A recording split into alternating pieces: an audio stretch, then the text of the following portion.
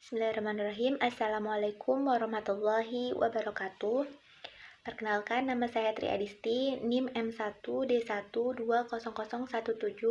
Saya dari Prodi Teknik Lingkungan Fakultas Sains dan Teknologi Universitas Jambi. Di sini saya akan menjelaskan yang pertama mengenai sifat wajib bagi Allah Subhanahu wa taala. Sifat wajib bagi Allah Subhanahu wa taala terbagi menjadi 20 sifat. Yang pertama yaitu wujud, yang artinya ada. Allah adalah zat yang pasti ada. Dia berdiri sendiri dan tidak diciptakan maupun tidak ada Tuhan selain Allah Subhanahu wa taala. Bukti bahwa Allah itu ada yaitu alam semesta. Yang kedua, Qidam, yang artinya awal. Maksudnya Allah sang pencipta menciptakan alam semesta beserta isinya. Oleh karena itu tidak ada pendahulu selain Allah. Yang ketiga, Baqa, yang artinya kekal. Allah itu maha kekal dan tidak akan punah, binasa, ataupun mati. Yang keempat, Mukhalafatul lil hawadisi, yang artinya berbeda dengan makhluk ciptaannya. Karena Allah adalah sang pencipta, maka sudah pasti Allah jauh berbeda oleh makhluk ciptaannya. Yang kelima, Qiyamuhu binafsihi, yang artinya berdiri sendiri. Sesungguhnya Allah Subhanahu wa taala berdiri sendiri dan tidak bergantung kepada siapapun dan tidak membutuhkan bantuan oleh siapapun. Yang keenam, Wahlidaini, yang artinya tunggal. Maksudnya Allah adalah satu-satunya Tuhan pencipta alam semesta. Yang ketujuh, Qodrat, yang artinya berkuasa. Sebagai pencipta, maka Allah maha kuasa atas segala sesuatu dan tidak ada yang bisa menandinginya. Yang kedelapan, Irodat, yang artinya berkehendak. Maka Allah maha berkehendak atas segala sesuatunya, karena itu kejadian apapun pasti terjadi atas kehendak Allah Subhanahu wa taala.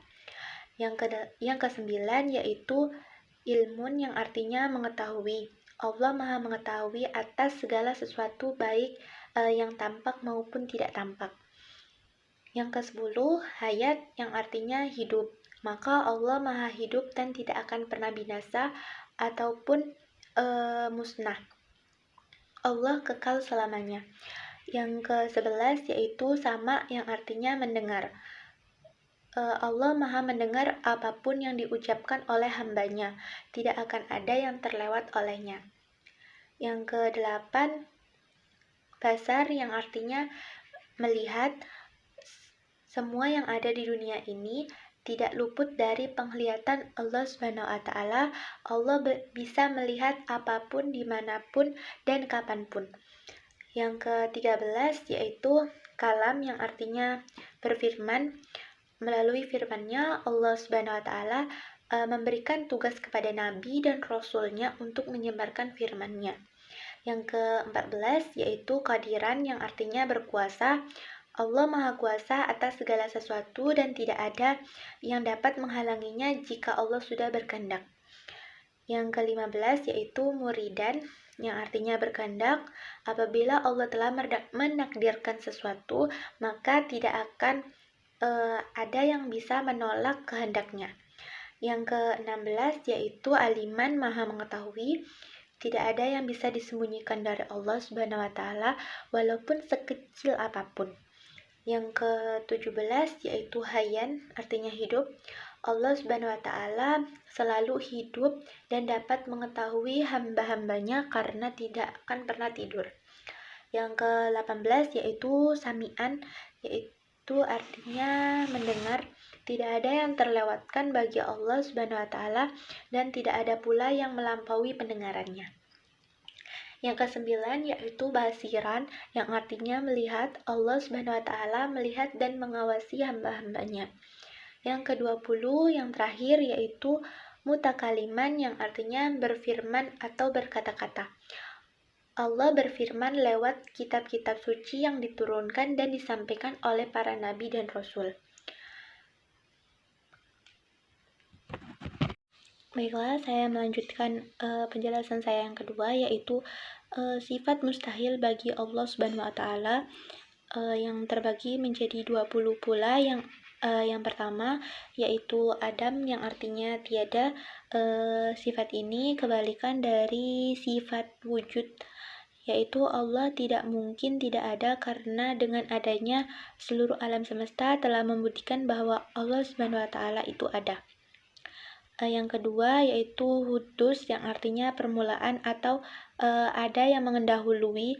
Tidak mungkin ada yang mendahului Allah, karena Allah merupakan zat pertama yang ada di alam semesta ini. Yang ketiga yaitu fana, yang artinya binasa. Segala sesuatu di bumi ini pasti akan musnah kecuali Allah Subhanahu wa taala. Yang keempat yaitu mumatsalutu lil hawadisi, yang artinya menyerupai makhluk ciptaannya. Allah adalah zat yang maha sempurna dan tidak ada satupun makhluk di dunia ini yang mampu menyerupainya. Yang kelima yaitu itijul lil ghairihi, yang artinya memerlukan yang lain. Sebagai zat yang maha agung, mustahil bagi Allah Subhanahu wa taala untuk meminta pertolongan dari makhluk ciptaannya sendiri. Yang keenam yaitu ta'addud, yang artinya berjumlah lebih dari satu. Di dalam Al-Quran telah dijelaskan bahwa Allah tidak beranak dan tidak pula diperanakan, dan tidak ada satu pun yang setara dengan Allah Subhanahu wa taala. Yang ketujuh yaitu ajzun, yang artinya lemah.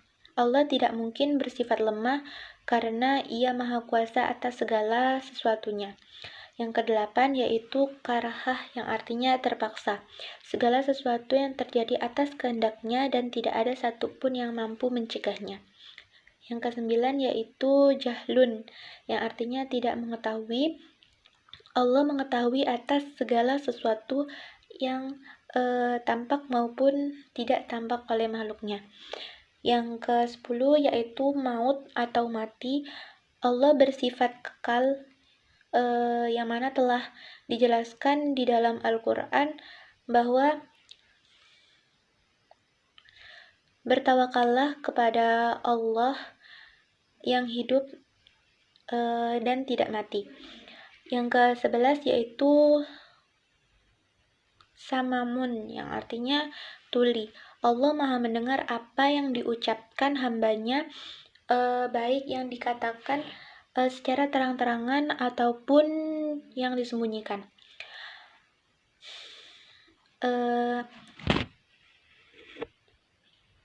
Yang ke-12 yaitu ama, yang artinya buta.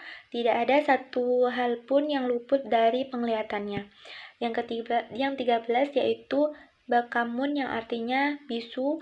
Allah tidak mungkin bisu karena Allah telah memberikan firman-Nya kepada Rasul dan Nabi utusannya.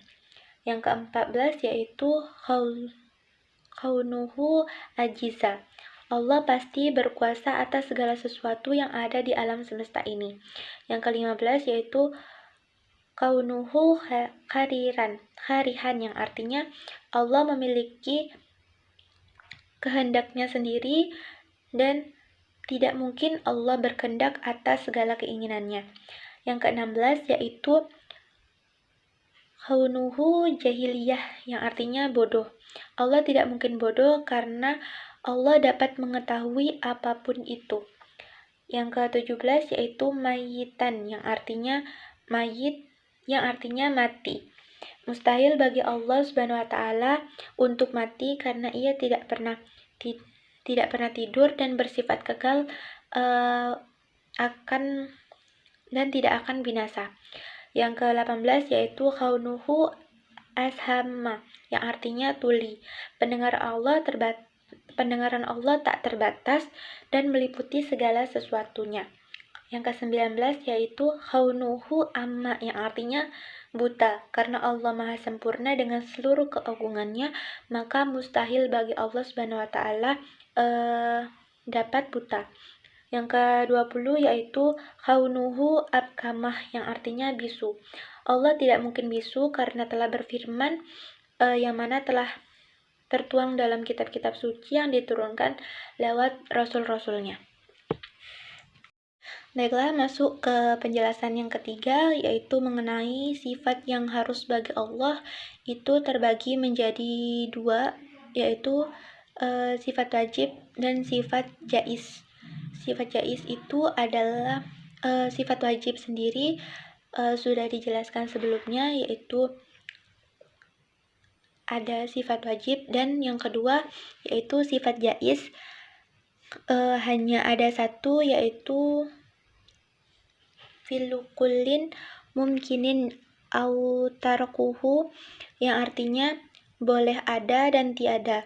Jaiz artinya boleh-boleh saja, dengan makna Allah SWT menciptakan segala sesuatu, yaitu dengan tidak ada paksaan dari siapapun, karena Allah SWT bersifat kodrat atau kuasa, dan iradat berkehendak. Juga boleh-boleh saja bagi Allah SWT meniadakan segala sesuatu apapun itu. Baiklah, itulah penjelasan mengenai sifat wajib bagi Allah, sifat mustahil bagi Allah, dan sifat yang harus ada bagi Allah. Selanjutnya masuk ke sifat-sifat yang ada pada Rasul. Yang pertama yaitu sifat wajib bagi Rasul yang terbagi menjadi 4. Yang pertama, sidik, yang artinya memiliki sesuatu yang benar atau jujur. Seorang Rasul pasti jujur dan tidak akan pernah berbohong kepada siapapun. Yang kedua yaitu amanah, dapat dipercaya, yaitu semua perkataan Rasul itu sudah pasti dapat dipercaya. Yang ketiga yaitu tabligh, yang artinya menyampaikan. Setiap Rasul Allah pasti akan menyampaikan wahyu dari Allah, dan tidak ada satupun wahyu yang disembunyikan. Yang keempat yaitu fatanah, Rasul memiliki kecerdasan yang tinggi. Hal ini dikarenakan mereka mampu mengatur kaumnya agar berada di jalan Allah SWT. Yang kedua yaitu sifat mustahil bagi Rasul, yang terbagi menjadi 4 juga. Yang pertama yaitu kizib, yang artinya bohong atau dusta. Tidak mungkin bagi seorang Rasul menyebut sebuah kebohongan ataupun dusta. Yang kedua yaitu khianat, yang tidak mungkin Rasul berkhianat terhadap Allah ataupun umatnya. Pasti semua yang diamanatkan kepada Rasul akan disampaikan dan dilaksanakan. Yang ketiga yaitu khitman, yaitu menyembunyikan. Setiap wahyu yang diberikan kepada Rasul pasti akan disampaikan kepada umatnya pula. Yang keempat yaitu baladah, yang artinya bodoh. Semua Rasul pilihan Allah tidak mungkin bodoh. Contohnya, meskipun pada awalnya Rasulullah tidak dapat membaca ataupun menulis, tetapi beliau sangat pandai dalam berdakwah dan menyampaikan wahyu. Penjelasan yang ketiga yaitu sifat yang harus pada Rasul itu terdiri menjadi 2, yaitu sifat wajib yang sudah diterangkan di awal, memiliki 4 sifat, dan yang kedua sifat jaiz, yaitu sifat kemanusiaan yang dimiliki oleh Rasul, yaitu alardul basyriyah, yang artinya Rasul memiliki sifat sebagaimana manusia biasa, seperti rasa lapar, haus, sakit, tidur, senang, berkeluarga, dan lain sebagainya. Demikian penjelasan dari saya. Apabila ada salah kata, saya mohon maaf. Saya akhiri, wabillahi taufiq wal hidayah. Wassalamualaikum warahmatullahi wabarakatuh.